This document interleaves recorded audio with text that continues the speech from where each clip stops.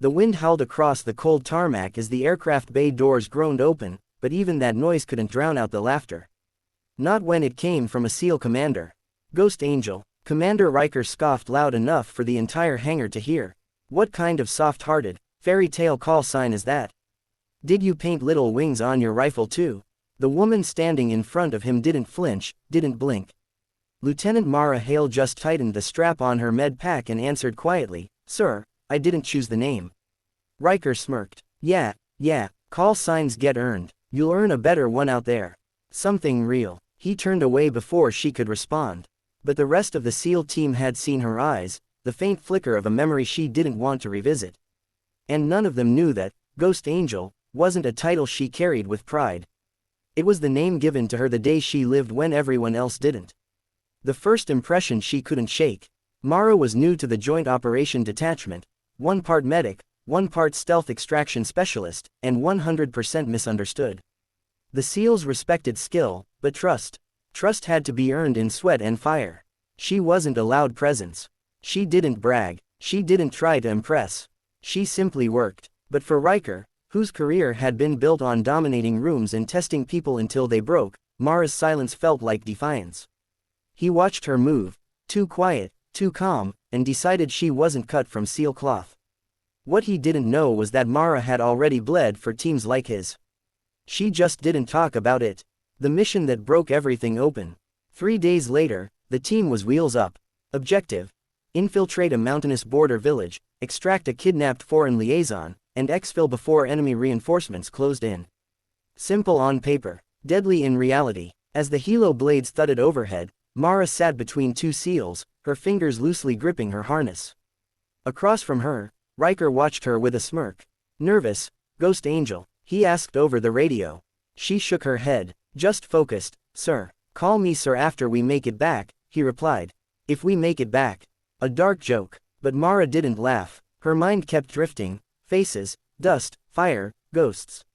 The ambush. They moved through the village like shadows at first. Riker leading, Mara in rear security. But the quiet was wrong. Too wrong. Mara felt it first. A shift in the air, a tremor in the ground. She froze, one hand raised. "Stop," she whispered. Riker frowned. "Why?" "Because they're already watching us." The explosion hit before he could argue. The ground thundered, smoke swallowed the rooftops, and gunfire cracked in every direction. The team dove for cover as shrapnel shredded the air. "Contact south." "Multiple." "No, north too. They're surrounding us." Someone shouted. Riker cursed. "We're pinned." "Hail, status." But Mara wasn't with the cluster of SEALs behind the old stone wall.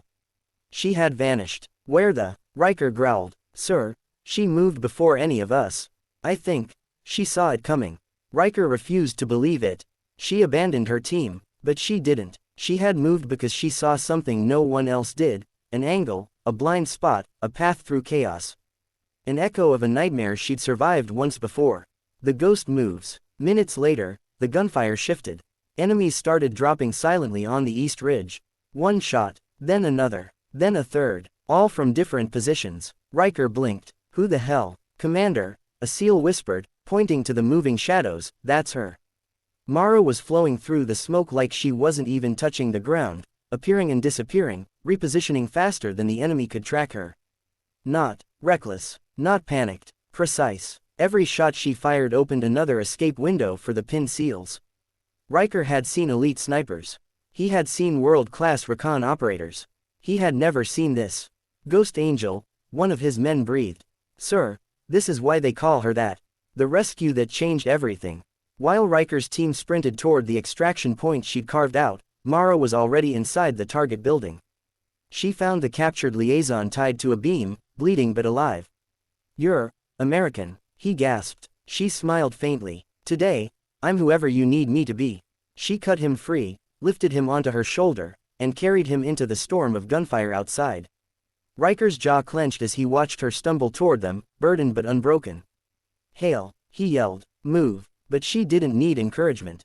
She needed cover. Riker rose from behind the broken brick barrier and unleashed suppressing fire like a man possessed.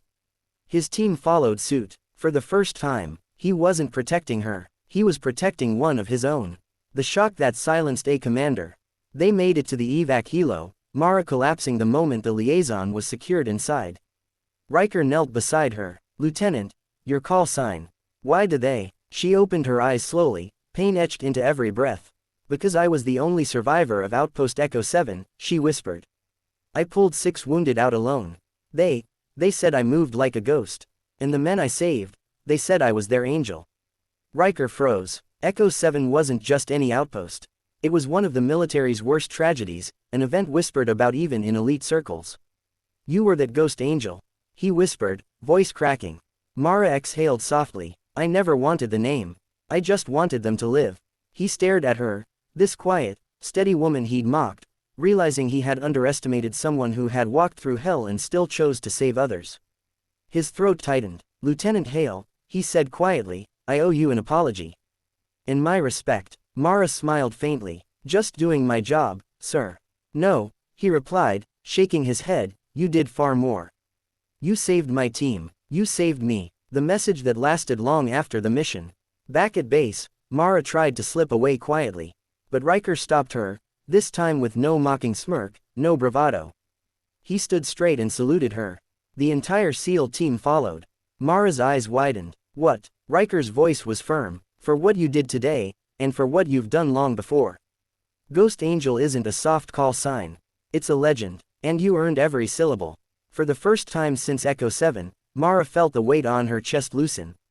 She wasn't a ghost anymore. She wasn't just an angel to the lost. She was a warrior who had finally been seen.